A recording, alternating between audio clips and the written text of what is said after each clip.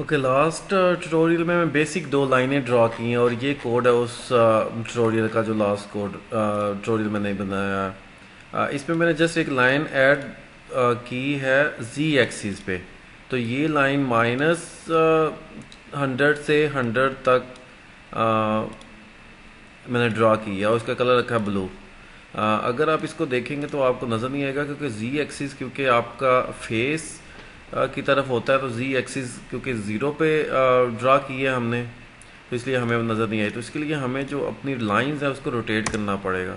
Rotate करने के लिए G L rotate F command है ओपन जी एल की, जिसके ज़रिए हम कोई भी ऑब्जेक्ट को ट्रांसफॉर्म कर सकते हैं। उसके कोऑर्डिनेट्स को नहीं छेड़ते, लेकिन ओपन जी एल की ट्रांसफॉर्मेशन होती है ये। इसमें मैं कहता हूँ 25 डिग्री रोटेट करो, एक्स एक्सिस पे करो। ये 3 एक्स वाई जी हैं आगे और ये एंगल है। उसके बाद मैं कहता हूँ कि 25 डिग्री रोटेट करो, लेकिन इस बार वाई एक्सिस पे करो। तो मैं वाई को 1 रखता हूँ और बाकी 0 0। इसमें एक्स को 1 रखता हूँ, 0 0। तो इसका मतलब है कि ये एक्स पे रोटेट होगा, पहले ट्रांसफॉर्मेशन होगी, फिर वाई पे ट्रांसफॉर्मेशन होगी। तो अभी हम अगर अपनी लाइंस को देखें तो हमें इस तरह का 3D इन्वायरमेंट नज़र आएगा कि वो जो होल इन्वायरमेंट है हमारा वो रोटेट हुआ है एक्स की तरफ 25 डिग्री और वाई की तरफ 25 डिग्री। तो हमें ये एक्स एक्सिस रेड लाइन नज़र आ रही है, फिर वाई एक्सिस में हमें ग्रीन लाइन नज़र आ रही है, जी एक्सिस पे ब्लू। तो इस तरह हम रोटेट कर सकते हैं ओपन जी एल के इन्वायरमेंट में 3D शेप्स को। अच्छा, इस ट्यूटोरियल में मैं चाह रहा हूँ कि हम CPP फाइल्स और हेडर फाइल्स को अलग-अलग क्रिएट करें। तो अलग-अलग करने के लिए मैं क्या करता हूँ कि इसको मैं रिमूव कर देता हूँ फ़िलहाल, रिमूव। और इसमें मैं एक मेन क्रिएट करता हूँ पहले। आपको पता है मेन हर प्रोजेक्ट में ज़रूर होती है फाइल। तो मेन में मेन क्रिएट करता हूँ। इसके बाद FLE core,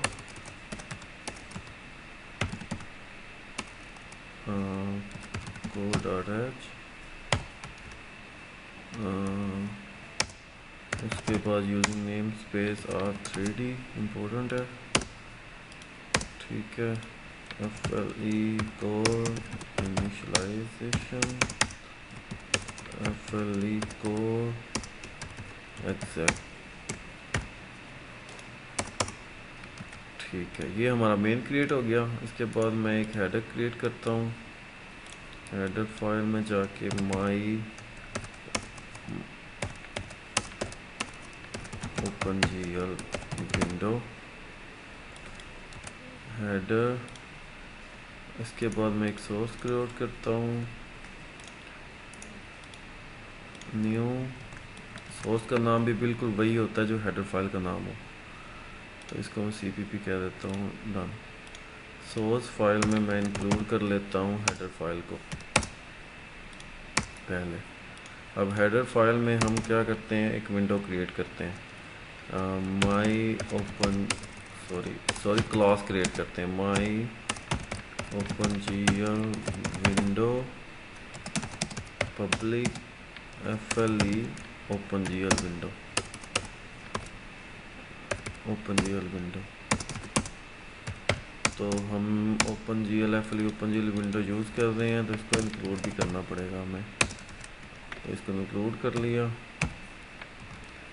using name space R3D यहाँ भी लिखना पड़ेगा, अगर नहीं लिखना तो आप कोलन कोलन लगा सकते हैं इसके साथ, ठीक है। पब्लिक में हमारे पास क्या था कि हमने एक कंस्ट्रक्टर क्रिएट करना है जो विड्थ एज ए इनपुट ले और हाइट एज ए इनपुट ले और कांस्टेंट कैरेक्टर पॉइंटर टाइटल ले, टाइटल ऑफ दिस विंडो, ठीक है।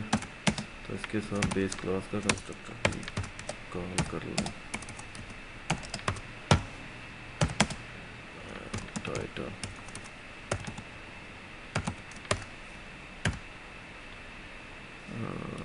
ठीक है। ये हमारा कंस्ट्रक्टर हो गया। अब हम ओपन जीएल के जो डिफ़ॉल्ट फंक्शन है उसको ओवरराइड कर लें, इनिशियलाइज जीएल इसमें हम कर लें GL enable GL drug test. इसके लिए हमें इंक्लूड करना पड़ेंगी लाइब्रेरीज, इंक्लूड करना पड़ेंगी ओपन GL की हेडर फाइल FLGL.h।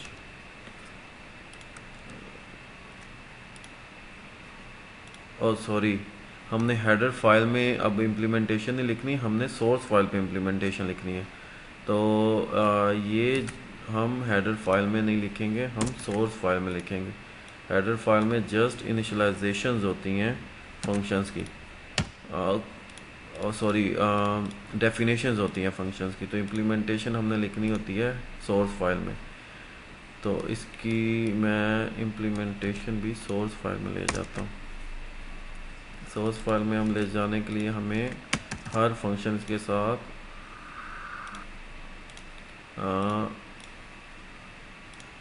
अपनी क्लास लिखनी पड़ती है। तो ये हमारे पास कंस्ट्रक्टर हो गया। कंस्ट्रक्टर के बाद ये वाला फंक्शन हम चाह रहे हैं इसकी इम्प्लीमेंटेशन लिख दें। इम्प्लीमेंटेशन के साथ स्कोप ऑपरेटर के साथ क्लास का नेम, तो GL enable GL depth test हमने इनिशियलाइजेशन कर ली। उसके बाद हमें GLU और GLUT भी हेडर चाहिए अभी नेक्स्ट में, तो हम वो भी लिख लेते हैं। उसके बाद हमें GL पेंट चाहिए, पेंट GL फंक्शन चाहिए, वो भी हम लिख लेते हैं। इसकी इम्प्लीमेंटेशन लिख लेते हैं पेंट GL। ठीक है, तो ये भी हमारा पेंट GL ये हो गया। इसके बाद हम GL क्लियर कलर कर लें। पहले क्लियर कलर 0 ब्लैक रखो, इस दफ़ा रखते हैं हम just black as a background.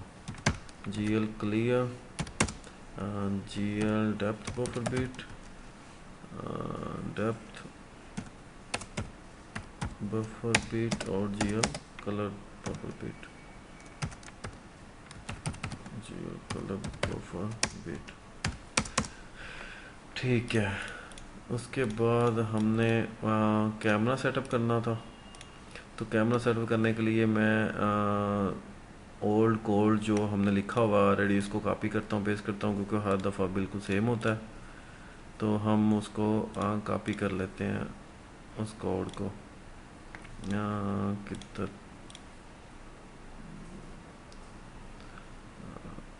इसमें कॉपी कर लेते हैं। एग्जांपल्स में मैंने जो लिखा हुआ था my first open GL program में, तो इसमें हमने ये लिखा हुआ है सारा कोड। ठीक है, इसको कॉपी कर लेते हैं और यहाँ पेस्ट कर देते हैं। तो ये GL व्यू पोर्ट है, लास्ट टाइम मैंने जो एक्सप्लेन किया, हम पूरी विंडो को एज अ व्यू पोर्ट लेंगे। प्रोजेक्शन है, 45 डिग्री एस्पेक्ट रेशो है। स्टैटिक कास्ट C++ का फंक्शन जो कास्ट करेगा इंटीजर को डबल में। ये नियर प्लेन है, ये फार प्लेन है। फार प्लेन में 10,000 यूनिट्स रख लेता हूँ। यूनिट्स में इसलिए कह रहा हूँ कि ये आपने डिसाइड करना होता है कि आपने मिलीमीटर में अपना पूरा इन्वायरमेंट क्रिएट करना है, सेंटीमीटर में करना है या इंचज़ में करना है। तो मोस्टली ये यूनिट्स होते हैं, आपने स्पेसिफाई करना होता है कि आपकी मॉडल का साइज़ क्या है। उसके बाद हमारे पास लुक एट है, हमने आई की पोजीशन करनी है कि कहाँ रखें। हम आई को 100 यूनिट्स अवे फ्रॉम ऑब्जेक्ट रखते हैं। ठीक है, तो ये हमारा कैमरा सेटअप हो गया। तो यहाँ से लेकर यहाँ तक हमारा कैमरा सेटअप हो गया। ठीक है, अभी हम जस्ट एक लाइन ड्रा करते हैं यहाँ GL बिगिन करके, कि हमें पता चल जाए कि हमारा जो कोड है वो चल रहा है। तो GL एंड भी कर लेते हैं साथ, क्योंकि हमने जब बिगिन करना है तो हमने एंड भी ज़रूर करना है। हमने बताना है GPU को कि now we are finishing our drawing. तो तो हम GL vertex 3F minus 100 x से लेके 0 सेकंड लाइन 100 तक, माइनस 100 से 100 तक एक लाइन ड्रा करते हैं हम। और अब मेन में जाके हमें इंक्लूड करना पड़ेगी अपनी जो फाइल हमने क्रिएट की है माई ओपन GL विंडो। तो माई ओपन GL विंडो का हम एक कंस्ट्रक्टर से क्रिएट करेंगे। इसकी हाइट विड्थ माई ओपन GL विंडो और विन डॉट शो। तो अभी हम कंपाइल करके देख लेते हैं। बैकग्राउंड ब्लैक और हमें एक लाइन नज़र आनी चाहिए, ठीक है। तो वो ठीक हो गया। अभी हमने क्या करना है कि हमें एक बॉक्स क्रिएट करना है। तो बॉक्स करने के लिए एक फंक्शन मैं क्रिएट करता हूँ। यहाँ मैं कहता हूँ वाइड ड्रा क्यूब, ठीक है। तो एक फंक्शन क्रिएट किया ड्रा क्यूब का। तो फंक्शन की इम्प्लीमेंटेशन लिखता हूँ यहाँ मैं ड्रा क्यूब की। इसके साथ इसका ऑपरेटर के साथ ड्रा क्यूब कर लिया। तो ड्रा क्यूब मैंने उसका फंक्शन मैंने यहाँ लिखा हुआ था, वो मैं जस्ट कॉपी पेस्ट करता हूँ। उसकी एक्सप्लेनेशन में आपको बता देता हूँ कि क्या है। ड्रा क्यूब का ये कोड है सारा, ठीक है। हम क्वाड्रिलेटरल्स हम ड्रा करेंगे और हर क्वाड्रिलेटरल जो होता है 4 पॉइंट्स पे से मिलके बनता है, ठीक है। तो पहला वर्टेक्स है, सेकंड है, थर्ड है, फोर्थ है, ये हमारा फ्रंट फेस बनाएगा। फिर सेकंड क्वाड हम ड्रा करेंगे, वो बैक बनाएगा। फिर टॉप, बॉटम, लेफ्ट और राइट। और हम हर एक क्वाड को कलर देते जा रहे हैं। मीन्स के एक जो बॉक्स है उसकी 6 साइड्स होंगी। अगर हम यहाँ देखें तो ये बॉक्स है और इसकी 6 साइड्स हैं। और उसका 0 0 ये वर्टेक्स है, ये 0 0 है। फिर x की तरफ x1 है, y 0 है, z 0 है। फिर सेकंड पॉइंट ये है 0 1 और सेकंड पॉइंट ये, फिर थर्ड पॉइंट ये, राइट। तो ये फोर्थ पॉइंट है, लेकिन 0 से मैं स्टार्ट कर रहा हूँ। तो फोर्थ पॉइंट क्या है 0 1 0। तो इसी तरह फिर उसके बाद फ्रंट वाले पॉइंट्स को हम ड्रा करेंगे। तो ये एक साइड लेफ्ट साइड है, टॉप साइड है, बॉटम साइड है। तो इस तरह हम एक क्यूब ड्रा कर रहे हैं, ठीक है। तो इस क्यूब को सॉरी ये हमने क्यूब ड्रा किया है। इस क्यूब को हम रेंडर कर लेते हैं यहाँ, ठीक है। यहाँ मैंने क्योंकि लाइंस के नीचे मैंने लिखा है तो लाइंस ऊपर आएंगी और ये क्यूब नीचे होगा, उससे लाइंस नीचे पीछे होंगी और क्यूब उसके ऊपर ओवरले बनेगा। क्यूब के पीछे लाइन ड्रा होगी।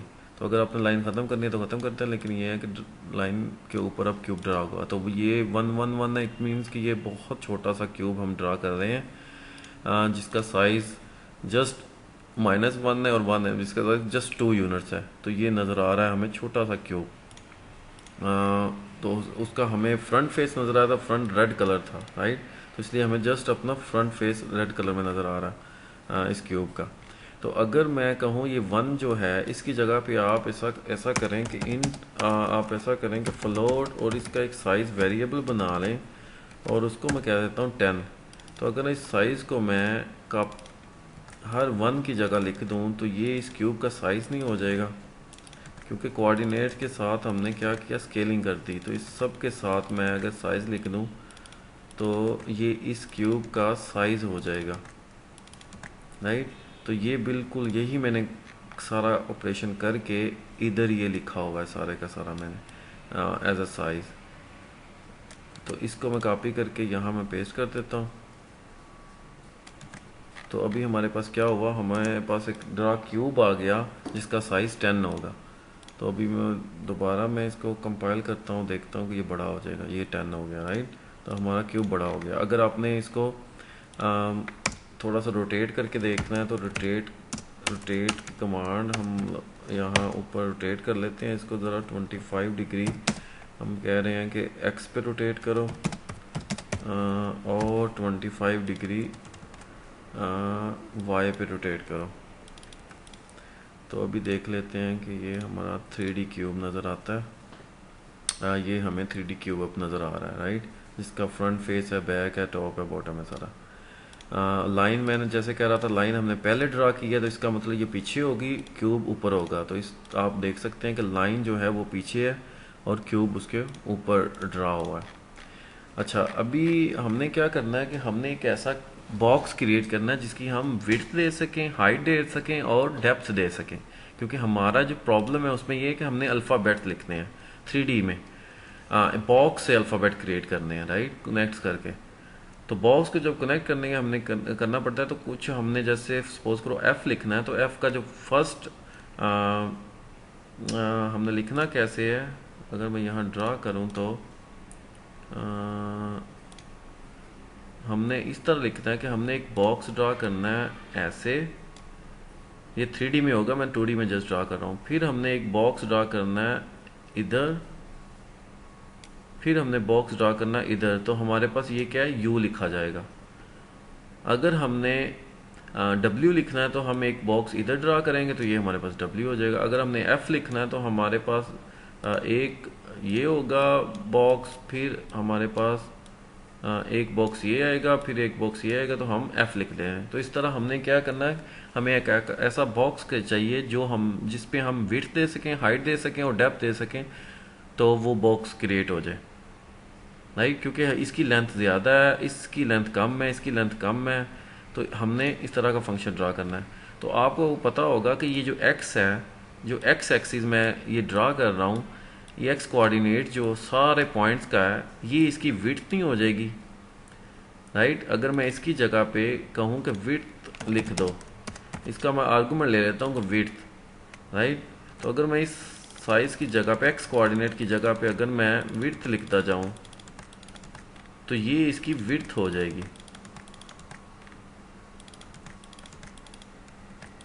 और इसी तरह अगर मैं सेकंड आर्गूमेंट इस बॉक्स का लिखूं कि इसका मैं हाइट देना चाहता हूं, तो ये y एक्सिस क्योंकि हाइट होती है, तो y एक्सिस की हाइट नहीं हो जाएगी। तो इसका मतलब है कि हम इसी कोड से अपना एक फंक्शन ट्रांसफॉर्म कर सकते हैं जिसमें हम हाइट, विड्थ और डेप्थ देंगे तो हमारा बॉक्स क्रिएट हो जाएगा। तो जो z होती है ये डेप्थ होती है। डेप्थ मीन्स कि उसकी गहराई कितनी है शेप की।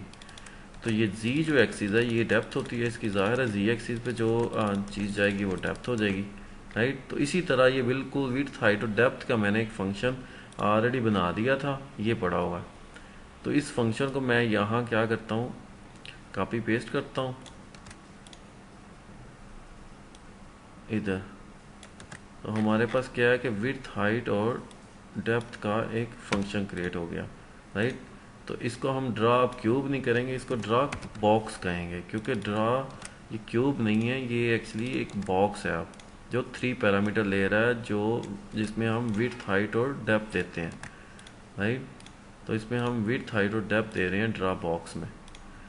तो यहाँ हम ड्रा बॉक्स अब कॉल करेंगे और ड्रा बॉक्स पे हम विड्थ अगर देता हूँ मैं इसकी सपोज करो 20, हाइट देता हूँ मैं जस्ट 5 और डेप्थ देता हूँ मैं 10। तो अभी देखें बॉक्स कैसा क्रिएट होता है। ये हमने ना 2 दफ़ा यहाँ ये देखें ज़रा, विड्थ उसकी 20 ज़्यादा है, हाइट उसकी जस्ट 5 मैंने दी है और डेप्थ उसकी ये 10 है। तो आप देख रहे होंगे कि जो 0 है उससे z की तरफ ये बॉक्स क्रिएट हो रहा है, राइट। z की तरफ, इधर फेस की तरफ क्रिएट हो रहा है। तो इसको हमने अंदर की तरफ लेके जाना है कि हमारा 0 जो है वो इसका फ्रंट फेस वाला कोऑर्डिनेट बने। तो उसके लिए हमें जस्ट d को माइनस करना पड़ेगा बस। ये 2 दफ़ा लिखा गया तो इसको हम एक दफ़ा लिख लेते हैं। तो ये फ्रंट फेस था, इधर लिख लिया। अच्छा, तो हमारे पास यहाँ क्या है कि हम अगर डेप्थ को माइनस में लिखेंगे तो z कोऑर्डिनेट हम क्या कर रहे हैं, ट्रांसफॉर्म कर रहे हैं माइनस की तरफ। तो इसका मतलब है हमारा ये जो डेप्थ है वो अंदर की तरफ अब चली जाएगी। तो ये हमारी अंदर की तरफ चला गया डेप्थ, राइट। तो इसका मतलब हमने एक जो बॉक्स है वो ड्रा कर लिया और वो हम अपनी मर्जी से एक्स विड्थ हाइट और डेप्थ देंगे उसे और वो बॉक्स क्रिएट हो जाएगा जैसा हम उसको चाहेंगे। ठीक है, तो अगर हमने एक सेकंड बॉक्स क्रिएट करना है, अच्छा सपोज करो अभी मैं बॉक्स क्रिएट करता हूँ ये वाला 10 20 और 5 पे, ठीक है। और इसको मैं एक्चुअली रोटेट नहीं करता, बिल्कुल भी रोटेट नहीं करता, ठीक है। अब सेकंड बॉक्स मैं क्रिएट करता हूँ, मैं एक्चुअली एफ करेक्टर जो है वो डिस्प्ले करना चाह रहा हूँ, ड्रा करना चाह रहा हूँ, एफ जो अल्फ़ाबेट है। अच्छा सेकंड में ड्रा करता हूँ, सेकंड में ड्रा करता हूँ 20 पे, 20 उसकी विड्थ हो, हाइट उसकी 5 हो और विथ डेप्थ भी उसकी 5 हो। तीसरा बॉक्स मैं ड्रा करता हूँ क्योंकि एफ में 3 बॉक्स आएंगे, अगर आप यहाँ देखें तो एक ये पहला आएगा, फिर ये ऊपर वाला आएगा, फिर ये आएगा, तो 3 बॉक्सों से हम एफ ड्रा कर सकते हैं। तो ड्रा बॉक्स थर्ड बॉक्स में ड्रा करूँगा 10 से, 10 विड्थ होगी, हाइट 5 होगी और डेप्थ भी 5 होगी। तो अगर मैं इसको अगर विजुअलाइज करना चाहूँ तो आप देखेंगे 3 बॉक्स होंगे और 3 बॉक्स क्या हुआ कि इस तरह नज़र आ रहे हैं, राइट। तो इसके लिए हमारे पास एक प्रॉब्लम आ गई है कि हम इन 3 बॉक्सेस को रोटेट तो करना चाह रहे हैं, ठीक है, रोटेट तो हम करना चाह रहे हैं कि वो हमें नज़र आ जाए, ठीक है, लेकिन हम ईच जो बॉक्स है उसको ट्रांसलेट भी करना चाह रहे हैं क्योंकि हमारे पास ये बॉक्स यहाँ है। अब इसको दूसरा बॉक्स ड्रा करना है, ये ट्रांसलेट होगा, ये यहाँ से 0 0 से ड्रा होता है अगर हम ट्रांसलेट ना करें, लेकिन आपको ट्रांसलेट करना पड़ेगा, मीन कि यहाँ से इसको यहाँ मूव करना पड़ेगा और इसको भी मूव करना पड़ेगा आपको यहाँ। तो इसलिए मूव करने के लिए हमें ट्रांसलेशन होती है और रोटेट करने के लिए हमारे पास जीएल रोटेट कहते हैं उसे। तो सबसे पहले तो मैं इस व्यू को ओवरऑल जो रोटेट है पूरे के पूरे व्यू की, क्योंकि उसके कैमरे के बाद आप जब जीएल रोटेट आप लिखते हैं तो इसका मतलब सारे इसके नीचे जितने भी ऑब्जेक्ट्स होंगे सारे के सारे रोटेट हो जाएंगे। तो सबसे पहले मैं इसको रोटेट कर लेता हूँ 45x पे सारे के सारे ऑब्जेक्ट्स को, और मैं 15 डिग्री रोटेट कर लेता हूँ वाई पे, ठीक है, वाई पे। तो अभी मैं देख सकता हूँ ये तीनों जो बॉक्स हैं इसके नीचे जो मैंने ड्रा किए हैं रोटेट के एफ के नीचे वो रोटेट हो जाएंगे, राइट। ये रोटेट हो गए हैं और हमारे पास क्या है कि अब ये एल शेप बन रही है, हमने एफ बनानी है। तो इसका मतलब ये वाला जो बॉक्स है ये ट्रांसलेट हो और सेंटर में आए, और जो तीसरा बॉक्स हमें नज़र ही नहीं आ रहा वो ऊपर आना चाहिए, उसको ट्रांसलेट करना है। तो हमारे पास अब लोकल और ग्लोबल कोऑर्डिनेट सिस्टम का कंसेप्ट आ गया। तो ये जो हम ओवरऑल पूरे के पूरे सीन का मतलब है कि ये सारे तीनों जो ड्रॉप बॉक्स हैं इसके नीचे बहुत सारी शेप्स हो सकती हैं। इसके नीचे एक रूम में इतने डेस्क होते हैं, इतनी लाइट्स होती हैं, सब कुछ इसके नीचे ही ड्रा होगा। तो इसका मतलब है ये ट्रांसफॉर्मेशन है, ये रोटेशन है, ये सारों पे अफेक्ट हो रही है, सारे के सारे ही रोटेट हो जाएंगे। तो आप क्या चाहते हो कि इंडिविजुअल बॉक्स रोटेट हो और इंडिविजुअल बॉक्स ट्रांसलेट हो, ये जो ग्लोबल रोटेशन है ये अफेक्ट ना करे लोकल शेप्स पे, राइट। तो उसके लिए हमारे पास क्या होता है, लोकल कोऑर्डिनेट सिस्टम हम क्रिएट करते हैं। लोकल कोऑर्डिनेट सिस्टम में क्या होता है कि हमारे पास जो ग्लोबल कोऑर्डिनेट रोटेशन है या ट्रांसफॉर्मेशन वो अफेक्ट नहीं करती। तो वो कैसे क्रिएट होती है, वो जस्ट हम जीएल पुश मैट्रिक्स कर लेते हैं कि हम अभी लोकल कोऑर्डिनेट सिस्टम क्रिएट करने जा रहे हैं इस ऑब्जेक्ट के लिए, ठीक है। तो जब जीएल पुश मैट्रिक्स करना है तो हमने पॉप मैट्रिक्स भी ज़रूर करना है। तो अब ये जो ड्रॉप बॉक्स है इसको हम इंडिविजुअली ट्रांसलेट और रोटेट करेंगे तो वो इंडिविजुअल होगा, वो सारे का सारे पे अफेक्ट नहीं करेगा, राइट। तो इसको मैं क्या करता हूँ, जीएल ट्रांसलेट एफ करता हूँ, इसको मैं ट्रांसलेट कर देता हूँ एक्स पे 10, वाई पे 15 और जी पे 0, राइट। तो इसको मैंने ट्रांसलेट किया, अब ट्रांसलेट होके तो ये देखें ज़रा कहाँ आता है। पहले ये क्लोज कर लें। ये हमारा टॉप पे आ गया। कैसे आ गया कि हमने पहला जो बॉक्स है वो 10, 20 और 5 पे ड्रा किया है, और तो 10 इसकी टोटल हाइट है, तो हमने इस बॉक्स को ट्रांसलेट कर दिया 10 पे। इसकी 20 हाइट थी, सॉरी विड्थ थी इसकी 10 थी, हाइट इसकी 20 थी। तो हमने क्या किया है कि क्योंकि इसकी हाइट 5 है, प्लस हम जितना ट्रांसलेट कर रहे हैं तो उसके बिल्कुल कॉर्नर पे 20 पे ये आ जाएगा, राइट। तो ये आप अपने पेपर पे जब करेंगे तो आपको पता चल जाएगा कैसे ट्रांसलेशन और रोटेशन हो रही है। अच्छा, इस बॉक्स को भी हम ट्रांसलेट और रोटेट करना चाह रहे हैं, तो इस बॉक्स के लिए भी हम क्या करते हैं, जीएल पुश और पॉप मैट्रिक्स लिख लेते हैं। पोश लिखा, पॉप लिखा, और इस बॉक्स को मैं क्या करता हूँ, जीएल ट्रांसलेट कर देता हूँ 10 पे, एक्स पे, और 5 वाई, और 0 Z0, नहीं। तो अभी हमारे पास क्या होगा कि ये एक करैक्टर लिखा जाएगा जिसको f कहते हैं, राइट। इसकी डेप्थ जो है वो पॉजिटिव z की तरफ है, राइट, हमारे फेस की तरफ है। तो इसको नेगेटिव करना चाहूँ तो आपको पता होगा कि इसका मैं z सिर्फ नेगेटिव कर दूँ तो ये अंदर की तरफ चला जाएगा, राइट। तो ड्रा बॉक्स के जो z है उसको मैं बस माइनस कर रहा हूँ, तो ये अंदर की तरफ ड्रा हो जाएगा, ये हो गया, राइट। तो हमारे पास ये एक करैक्टर लिखा गया, एक करैक्टर लिखा गया, और ये उस बॉक्स की ये एक अब स्टैंडर्ड बॉक्स बन गया। अब आपने कभी भी कोई बॉक्स ड्रा करना है तो आप इस कोड को लिख सकते हैं और कहीं भी कोई ड्रा बॉक्स कर सकते हैं, राइट।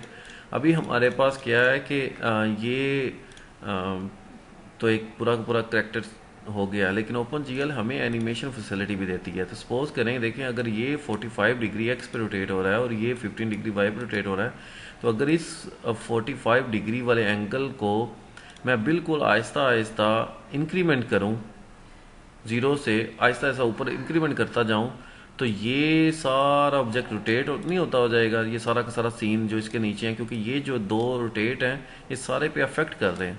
तो अगर मैं इसका एंगल इंक्रीमेंट करता जाऊंगा, तो क्योंकि एक सेकंड में 60 फ्रेम्स रेंडर हो रहे हैं इस फंक्शन में, तो इसका मतलब है कि इंक्रीमेंट करता जाऊंगा तो ये क्या है कि शेप्स मूव होती जाएंगी, रोटेट होती जाएंगी, राइट। तो वो मैं कैसे अचीव कर सकता हूँ, बहुत सिंपल है। उसके लिए मुझे करना क्या है, मैं यहाँ जाऊँगा और एक जो टाइमर फंक्शन है उसको मैं टाइमर इवेंट है ओपन जीएल का, राइट। ये जो टाइमर इवेंट फंक्शन है ये क्या करता है, एक टाइमर क्रिएट करता है जो अपनी मर्जी से यहाँ मैं इस टाइमर इवेंट की इम्प्लीमेंटेशन लिख लेता हूँ। टाइमर इवेंट में हमने क्या करना, कुछ भी नहीं करना, हमने जस्ट एक फ्लोट मेंबर लेना जिसको हम कहते हैं एंगल, राइट। इसको प्राइवेट ले लें। तो एंगल को मैं पहले कंस्ट्रक्टर में जाके इनिशियलाइज कर देता हूँ कि एंगल को 45 को और टाइमर फंक्शन में जाके, टाइमर क्या है कि ये एक लूप फंक्शन है जो फॉर एवर के लिए चलता जाएगा जब तक आप टाइमर को स्टॉप नहीं करते। तो मैं कहता हूँ इफ एंगल जो है ये ग्रेटर देन 360 हो, एंगल को पहले इंक्रीमेंट करें, increment plus is equal to angle plus 0.1, right. तो 1 मीन्स कि वो जस्ट 0.1 मैं इंक्रीमेंट करना जा रहा हूँ हर फ्रेम के बाद। तो अगर एंगल 360 से ज़्यादा हो जाए तो angle is equal to angle minus 360 हो जाए, मीन्स के फिर 0 पे आ जाए, या एंगल 0 कर दें या 360 पे कर दें। अब ये जो एंगल है ये मैं ओवरऑल सील का एंगल लिख देता हूँ यहाँ। अब देखें ये एक्स की तरफ क्या है कि एंगल इंक्रीमेंट होना स्टार्ट हो जाएगा, और ये पूरे का पूरा जो ये रोटेशन है ये सारे के सारे सीन पे इफेक्ट करेगी, और ये जो करेक्टर है वो हमें मूव करता रोटेट होता नज़र आएगा। तो टाइमर क्या है कि हमने टाइमर को स्टार्ट भी करना है, तो यहाँ गेट टाइमर लिखें, डॉट कह दें स्टार्ट। तो हमने एक टाइमर स्टार्ट कर दिया। अगर टाइमर की आपने स्पीड भी देनी है तो आप यहाँ सेट स्पीड भी सेट टाइमर टाइम भी कह सकते हैं। तो 1 hour 30 है। अगर आपने नहीं करना तो आप स्टैंडर्ड इसको रहने दें, 60 FPS से ये मूव करेगा। अच्छा, ये हम इसको करेंगे रन, तो आपको नज़र आएगा कि ये कंटिन्यूस नहीं हो रहा रोटेट, रोटेट हो रहा है लेकिन नज़र क्यों नहीं आ रहा। एक सेकंड ज़रा ये मुझे ज़रा देखने दें कि कहाँ इशू है।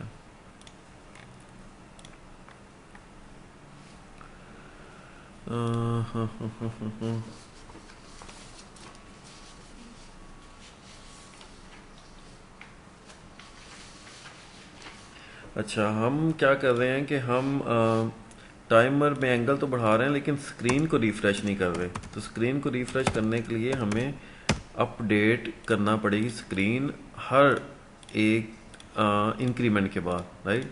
तो हम स्क्रीन को जब अपडेट करेंगे तो स्क्रीन रिफ्रेश होगी। अपडेट का मतलब है कि रीड्रा करेगा पूरी पूरी सीन हर फ्रेम के बाद। तो हमें क्या है कि शेप अब रोटेट होता नज़र आ रही है, राइट। तो एक्स की तरफ ये 0.1 में इंक्रीमेंट कर रहा हूँ। तो अगर मैं 0.1 की जगह 0.5 करूँ तो इसका मतलब है स्पीड तेज़ हो जाएगी। अगर आपको पता होगा कि मैं ज़्यादा इंक्रीमेंट करूँगा तो ऐसा लगेगा जैसे स्पीड तेज़ी से ये रोटेट हो रही है, राइट। तो ये हमेशा के लिए रोटेट होता रहेगा। तो अगर मैं इसको वाई पे रोटेट करता हूँ, मैं एक्स पे नहीं करता, इसको आप कह दें 45 ही वाई वाले पे रोटेट करना स्टार्ट कर दें। 45x ही रहे लेकिन वाई रोटेट करे, तो इस तरह ये रोटेट करेगा। तो इस तरह आपने सारे करैक्टर लिखने हैं और सारे करैक्टर को इस तरह एनिमेट करना है। सिर्फ एक फंक्शन से, टाइमर फंक्शन से एंगल बस आपने इंक्रीमेंट करना और ये एनिमेट होता जाएगा, राइट। अगर आप ये ज़्यादा बड़ा सीन है तो आप इस पर ना थोड़ा सा दूर भी कर सकते हैं। कैमरा थोड़ा सा दूर कर लें इस ऑब्जेक्ट से।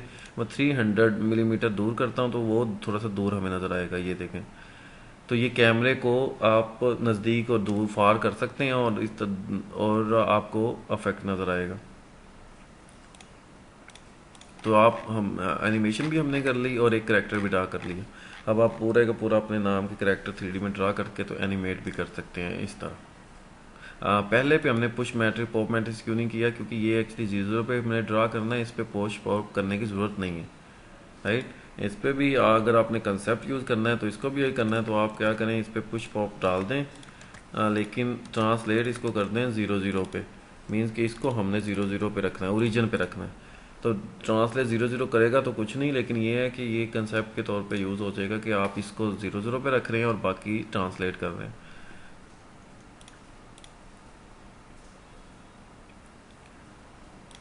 अच्छा, तो आज आपने लर्न कर लिया एक बॉक्स भी ड्रा करना, एनिमेशन भी ड्रा करना, और ट्रांसलेशन और रोटेशन भी, और लोकल और ग्लोबल कोऑर्डिनेट सिस्टम। अच्छा, डेप्थ हम इनेबल कर रहे थे, राइट। तो अब डेप्थ टेस्ट का क्या चक्कर है, इसको मैं अगर दोबारा 100 करूँ और डेप्थ टेस्ट मैं कमेंट कर दूँ, इसको मैं ना अभी कंसीडर करूँ, तो आप देखेंगे कि डेप्थ टेस्ट करता क्या। डेप्थ टेस्ट क्या करता है कि ऑब्जेक्ट की जो ऊपर वाला ऑब्जेक्ट होता है उसको ट्रांसपेरेंट कर देता है और सारे के सारे पीछे वाले ऑब्जेक्ट को दिखाने लग जाता है। डेप्थ क्या करता है कि आपको जो ऑब्जेक्ट हमने ड्रा करना होता है उसको ही ड्रा करता है, अंदर वाले ऑब्जेक्ट को दिखाता नहीं है, राइट। तो मतलब ये है कि ट्रांसपेरेंट नहीं करता। हमने जो ऊपर वाले ओवरले क्या है कि हमने सबसे लास्ट में जो ऑब्जेक्ट ड्रा किया होता है सिर्फ उसको ही दिखाएगा, उसकी एक डेप्थ क्रिएट कर देगा, उससे पीछे वाले ऑब्जेक्ट नजर नहीं आएंगे। तो इसलिए हम बार बार डेप्थ ऐसे इनेबल कर रहे थे क्योंकि ये बॉक्सेस क्रिएट करने थे और इस तरह की शेप नज़र आनी थी। तो अभी हमें डेस्कटॉप इनेबल करेंगे तो हम सॉलिड काइंड ऑफ मॉडल नज़र आएंगे, अंदर की चीज़ें नज़र नहीं आएंगी, राइट। ये हमारे पास